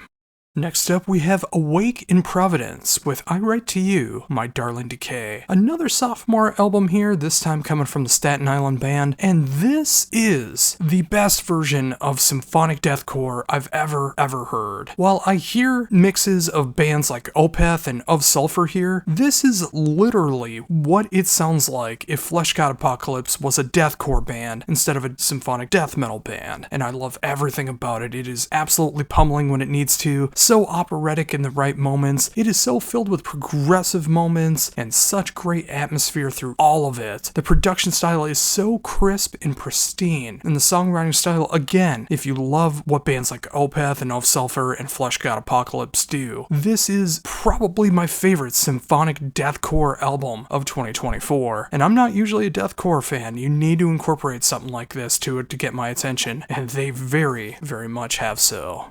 Next up is Wall of Palemhor with Sing and Bleed. This is another sophomore album. This week just seems to be chock full of sophomore albums, but rather than covering a lot of ground that I already have this year, and especially this week, this is more in the melodic death metal and metalcore styles, which I find very intriguing. I hear as much bands like At the Gates and Carcass and In Flames as I do a band like Ringworm or Shadows Fall or Unearth. It's a nice healthy combination of both sides and really focuses on the heaviest aspects of both genres, which I truly appreciate. While it can get melodic, it is much more focused on the heavy side of it all, and sometimes that's exactly what you need. I can only imagine what the pits will be like for a band like this live. Seriously, if you love the heavy, and I mean the heavy sides of melodic death metal and metalcore, you need to check this album out.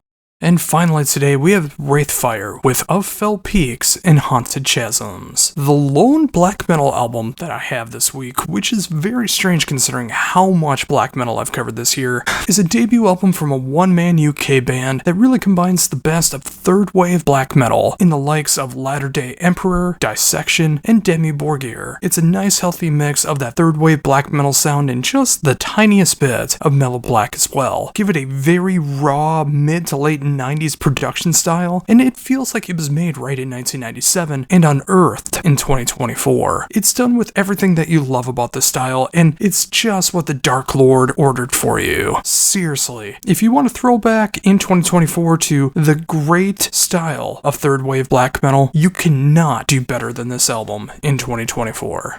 First up is an Album of the Year contender. It is Dark Tranquillity with End Time Signals. And this band has really been through the ringer as of late, especially in the past 10-15 years with so many different lineup changes. Only 2 of the original members are still intact, but with that comes new life into the band, and End Time Signals brings in some of the most fire the band has ever had. Seriously, in a lot of Dark Tranquillity albums, especially of the 21st century, there's a couple fast songs, but it's mainly moody mellow death, which I love. This album brings the fast, the slow, the medium, everything that you love about Dark Tranquillity into one album. If you love the old school stuff, the new school stuff, and everything in between, this is that album, but it is more revitalized than ever before, proving that Dark Tranquillity, even after 30 plus years of existence, is here to stay and putting out some of the best metal death you will ever hear.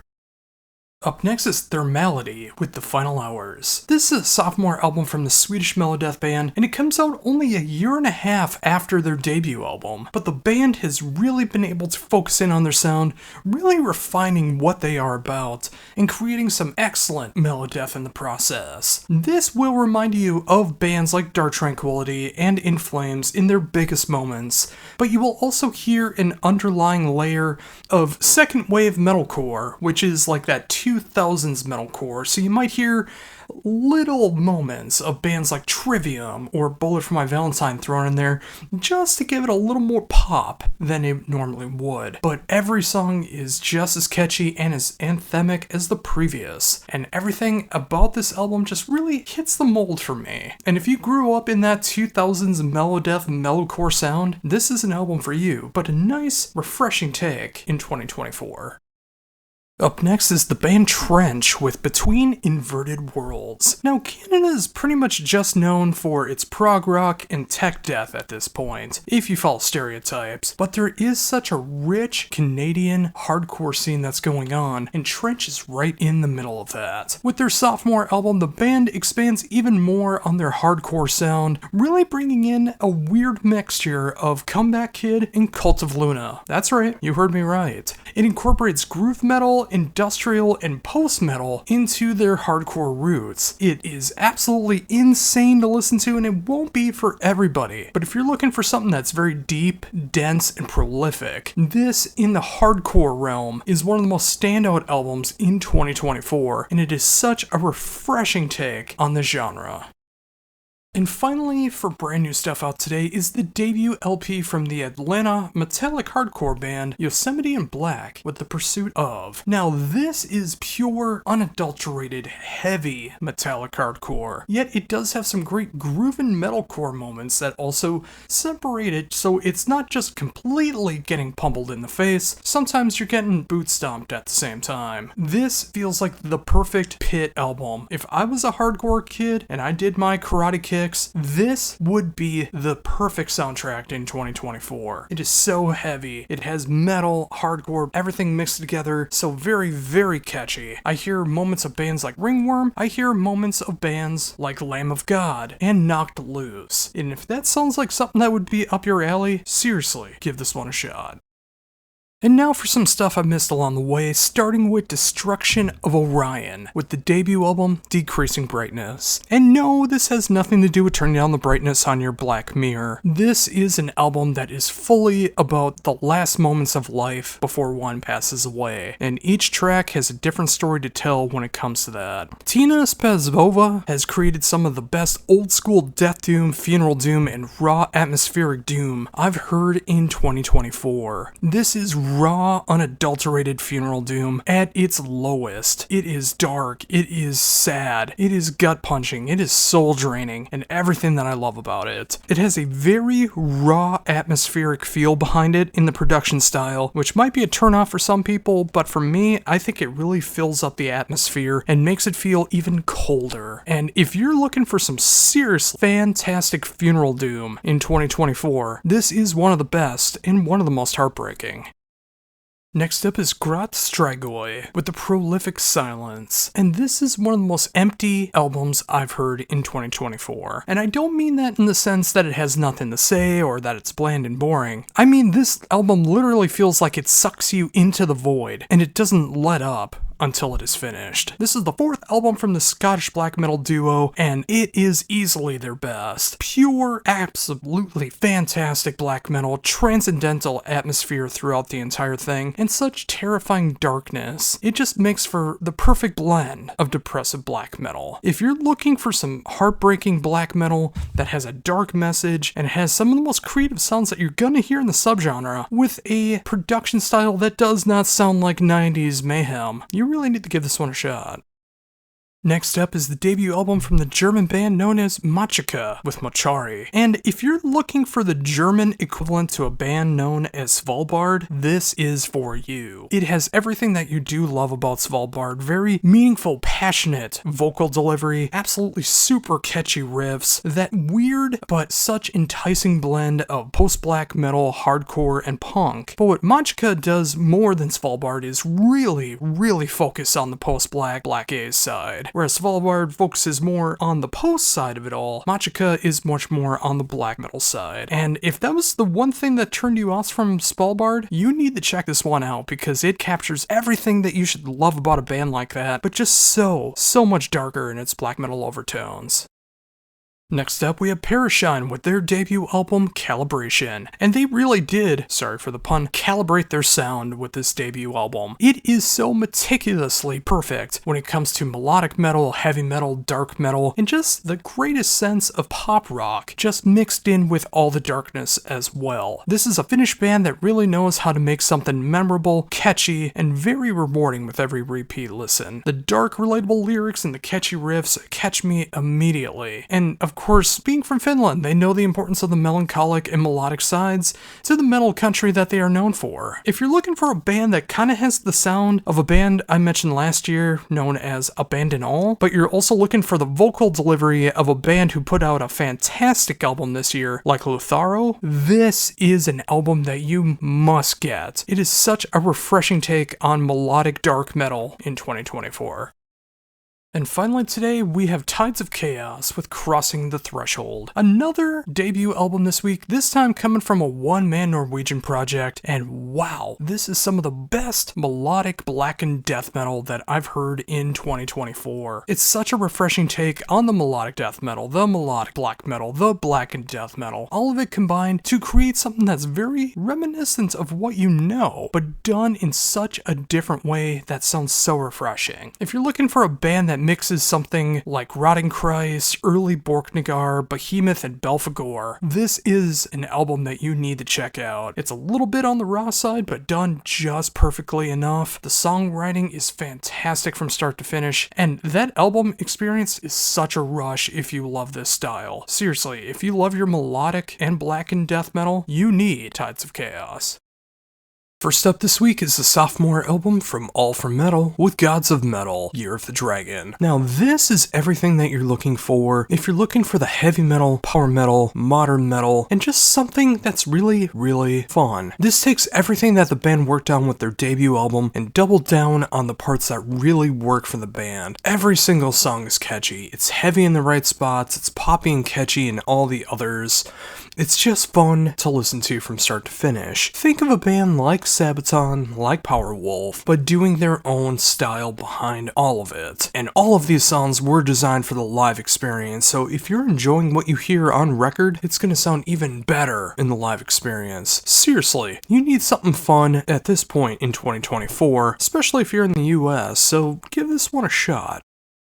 Next up is Alleviate with an album I think is pronounced Demons. If I'm wrong, please let me know. Fans, you need to stop doing the thing where you take out the vowels. But that said, I really do enjoy this album. It is layered in post-hardcore, metalcore, modern metal, but it has its own distinct feel behind it because this is a supergroup sorts where it features prominent members of the post-hardcore, metalcore, deathcore scene all mixed together to create something that's very captivating and intriguing from start to finish. The whole album feels this way, and I really appreciate it when a band puts together an album from start to finish still in 2024 and has purpose behind all of it. This isn't going to be for everybody who checks out my reviews, but if you dig the stuff that sounds like the early 2000s updated for 2024, give this one a shot.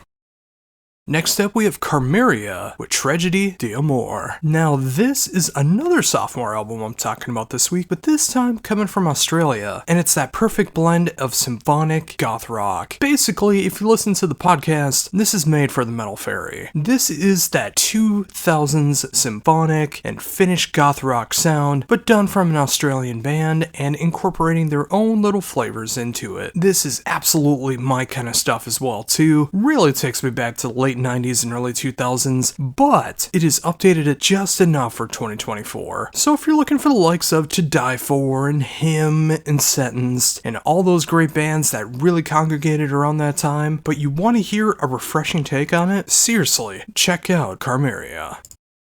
Next up, we have Demiser with Slave to the Scythe. And wouldn't you know it, this is another sophomore album, but this time coming from South Carolina, and it is some of the most pure blackened speed metal I've heard in 2024. Of course, when you have so many bands like Wraith and Midnight who have put out such fantastic blackened speed this year, I'm so glad Demiser has come in and did their own spin on it because it feels like it takes everything to a new level. It makes everything faster, it makes everything heavier. It feels just that tad more evil and everything in between. It's no wonder these guys got signed to Metal Blade. They are just a perfect band for that label. While it's not reinventing the wheel, it just turns up the notch on everything you expect from this level and shows how it really should be done. And if you're looking for some of the best blackened speed metal of 2024, check out Demiser.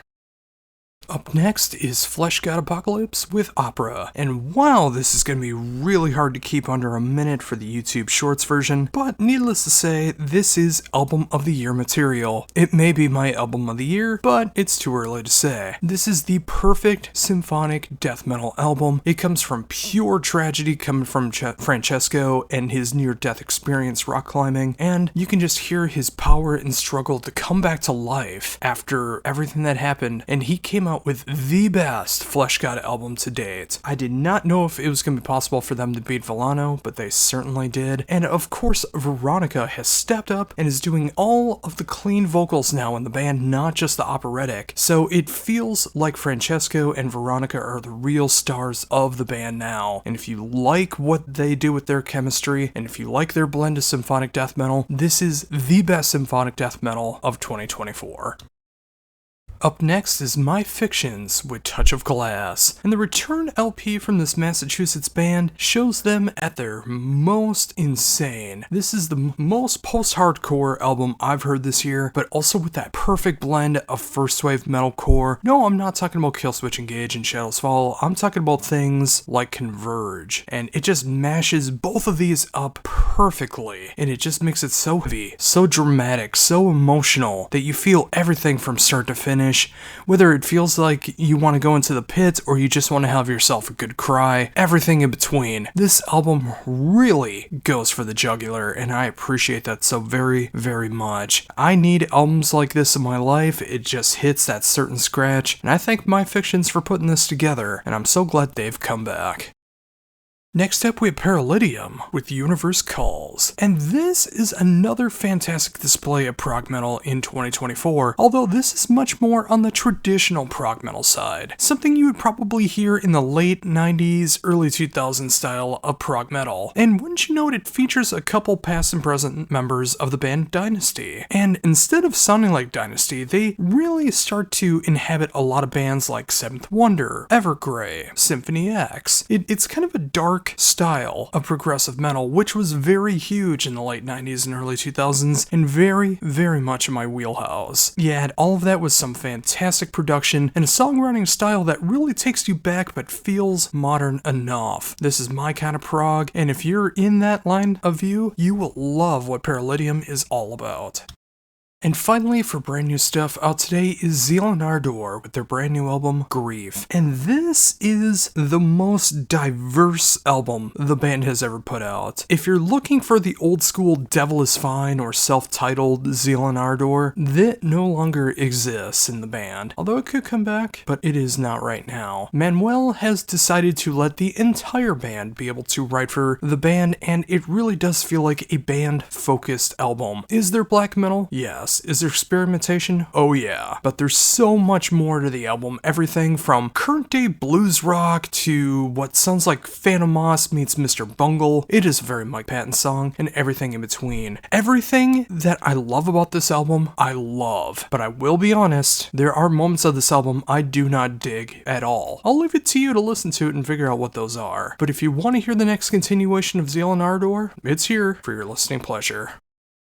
And now on to everything I missed along the way. Only 2 albums this week. First, starting off with In Memoriam with Rosewater Black. And this is my kind of melodeath. Straight out of Australia. It is some of the most dark, crushing melodeath I've heard in quite some time. It is that blend of Australian melodeath and progressive death metal. If you really like the likes of Bellicore, you're gonna find something to truly appreciate about In Memoriam. The lyrics are gonna tear you apart, and it gut punches you with the music that matches it so perfectly. I know not everyone wants to be sad, but this is a sad album that feels like such a cathartic feeling, and I need that kind of stuff in my life, and you might as well. And honestly, I could see this fitting into some Funeral Doom playlists if you don't mind that the music is about 2 or 3 times the speed of Funeral Doom. That of course is a joke. But of course, if you want something that will bring you down to its lowest, give this album a spin. It is more than worth your time. And finally today we end with a debut album from the band Chaos with By the Moon and the Stars. This is a Canadian melodeath band that really focuses in on the thrashier side of melodeath. So imagine the likes of At the Gates, particular eras of Carcass, and of course, their biggest influence without a question is Coma. It is just that perfect blend of the thrashier side of melodeath with their own little bits and spices to make them stand out amongst the crowd. And the production value really does feel like it's transformed you back into 1996.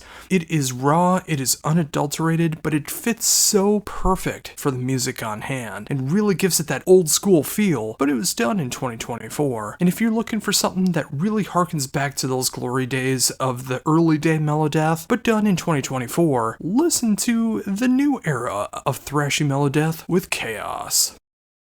First is Emiensis with Reclamation Part 2, and this is technically the second half of a double album, so going forward I will be considering Reclamation to just be one album. Hint hint, nudge nudge for the top 100 albums. But in the second half of this album, you hear so much of what you enjoyed about Part 1. Their progressive and atmospheric black metal side, really, but easily, this is a darker side of the band on this particular side of the album. It hits more into the black metal areas. It is much closer to the early day stuff that they used to do, but it still fits so perfectly with what they're doing now. And wouldn't you know it, Lars from Borknagar even lends his vocals on a track, really making this part of the album stand out so much more. If you love post-black, if you love progressive black, if you love atmospheric black metal, and all of that combined, Emiensis is not only one of the best bands to come out of Minnesota, but one of the best black metal bands in 2024. Check it out.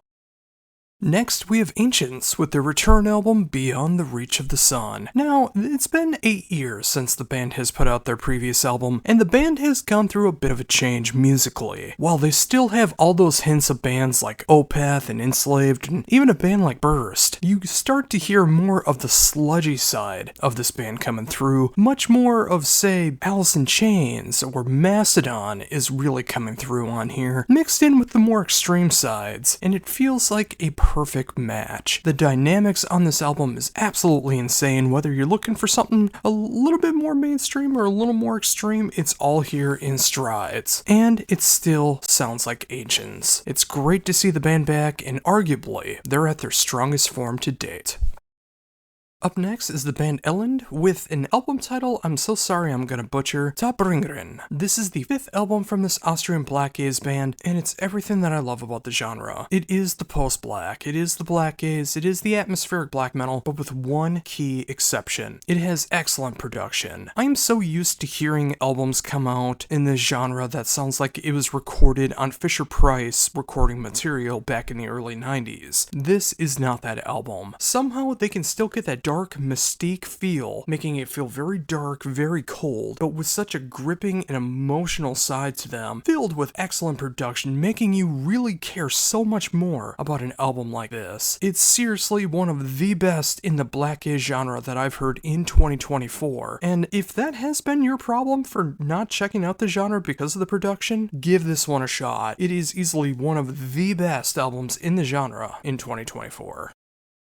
Up next is the band Nails with their return album, Every Bridge Burning. Another band that has taken 8 years to come back, but they also have a new lineup and unleash some of their best work to date. Of course, Nails isn't without their controversy, but it seems like in 2024, they have their stuff together this time, which I truly appreciate. And with that, they have made some of their most humbling music that they've made in their discography. At only 18 minutes, they hit everything that you're looking for when it comes to grindcore, power violence, hardcore, and more. It's everything you love about the band, but just a little bit more anger and a little more refined. And at only 18 minutes, you're doing yourself a disservice by at least not checking it out. You have worse ways to spend a little under 20 minutes. If you're looking for something that is so good in the grindcore territory in 2024, give Nails a shot. Up next is, Winter Sun with Time 2. And what can I say here? Do I go into the controversy? Do I go into what's been happening over the past 12 years? No. I do believe that Winter Sun, well, maybe not winning back everyone that has left the flock over the years, has shown that they are making quality music of the symphonic melody that we've always loved them for. 6 tracks, 48 minutes, 2 of them being instrumentals, which I can see some people checking out for. The 4 true Winter Sun tracks on this album are everything that you love the band for. It may not be the most mesmerizing, genre-changing, life-defying moments of Winter Sun, but it is exceptionally well made, excellent production, and Yari does know how to make arrangements and dynamics like no one else. I'm gracious to have gotten a promo copy to be able to check out this album. I will say for now, I do appreciate that Winter Sun is back, and just back to making music again, and I really hope that that will continue in the future. Now starting off with the albums I missed, starting with Against the Seasons with If the Oceans Could Sing. This is a brand new discovery for me, and I missed it by almost 3 months. That's why the section is called What I Missed. Anyways, this is a one-man Polish band that blends 2 of my favorite bands together, Eglock and Woods of Ypres. This is everything I love about the atmospheric, folky, and blackened sides of Eglock mixing with the haunting, doomy, and occasionally blackened sides of Woods melded together to create an album that feels like it was written for me. There's not a lot of bands attempting this genre, so I appreciate it when a band does. And I also do appreciate that there is an Eglock and Woods cover on here as well, mixed in with the original music, so you can really see where the influences come from. But it fits together so very, very well, and if you love Eglock and Woods as much as I do, you're doing yourself a disservice by going any longer without checking this one out. Up next, I have Dampf with No Angels Alive. This sophomore album from this supergroup is just a perfect approach to modern metal, power rock, goth rock, and a lot of the bands that decided to become from a symphonic band into that modern metal sound. Although this is done with another key exception that you don't hear from a lot of other bands, authenticity. This was their idea from the beginning, and it just fits so perfectly. Even when it gets faster, whether it gets slower, it feels like they really know what they're doing here, but of course their bread and butter is the tempo stompers of that mid-level section. Just those stadium anthems that just fit so perfectly with their sound. And if you like a modern metal approach from people who have come from so many great power metal, symphonic metal, and goth bands, you need to give this one a shot and see how authenticity truly matters. Next up is Eye Eater with Alienate. This is a debut album from a New Zealand band that really feels like if the Contortionist stuck with Exoplanet rather than expanding the more proggy side that they started to do with albums like Language, even though there's still some moments that really do still have that sound, but really focusing in on that progressive deathcore sound. And I know a lot of people would be clamoring for something like that. Of course, it does get into proggy moments, it gets into more subdued and mellow moments as well, but the heavy sections are some of the most brutal sections you're gonna hear in this kind of genre in 2024. Of course, this won't be for everyone, but if you do find this combination of chocolate and peanut butter to be amazing like I do, and you enjoy the likes of The Contortionist and Between the Buried and Me, and the more dynamic sides that deathcore bands are starting to do as of late, you're gonna love Eye Eater. Check them out now before they explode. Next up, we have Jairus Johnson with Dragonborn, and I'm still trying to wrap my mind around this album. With all of the imagery this album brings, you would imagine this to be something like a power metal album or a folk metal album, and you kinda get that, but it's to a very, very small degree. This album is layered in modern hard rock, modern metal, experimental moments, industrial, modern electronic. It's a very strange album to someone like myself, but for others, they are clamoring all over this thing. In fact, the track that I have for the Spotify playlist for this week has over 20 million listens already, which I think says a lot. This must be a TikTok fascination. But with all that said, it is so cool to see the imagery going on here, going into more experimental yet somehow mainstream styles. If you want something that's very left of center of the normal metal and rock that you listen to, give this album a shot. Next is Nile, with The Underworld Awaits Us All. And let's just be honest, Nile is gonna Nile. They're back with the most Nile-sounding album yet. I mean, this is the brutal death metal, technical death metal that you expect from the band, and of course with all the Egyptian tropes that you would expect. But, especially in their post-Dallas era, there is such a proficiency to the band that really showcases how great the band truly is. They know how to get brutal, they know how to get technical, they know how to write, they know how to arrange, and excellent production surrounding all of it makes this one of the most satisfying Nile listens of the 21st century, and I don't say that lightly. Seriously, check this one out if you want to see how the soul of Nile has improved. And finally today we end with Octoploid, with Beyond the Aeons. This is a brand new entity featuring past and present members of Amorphis, basically doing early to middle era Amorphis. This features such great melodeath, but it really gets psychedelic and experimental and progressive in just the right moments. So I know this won't be for everyone that enjoys the middle era of Amorphis, but if you enjoy it like I do, you're gonna find something to appreciate here. And of course you're gonna find some guest appearances from past and present members of Amorphis, Swallow the Sun, Barren Earth, and so much more. If you like your Amorphis experimental, progressive, and especially psychedelic, you're gonna find something to appreciate about this album. Of course, it's rich and layered in melodeath, but it's nice to have things go left of center once in a while. Seriously, give this one a shot.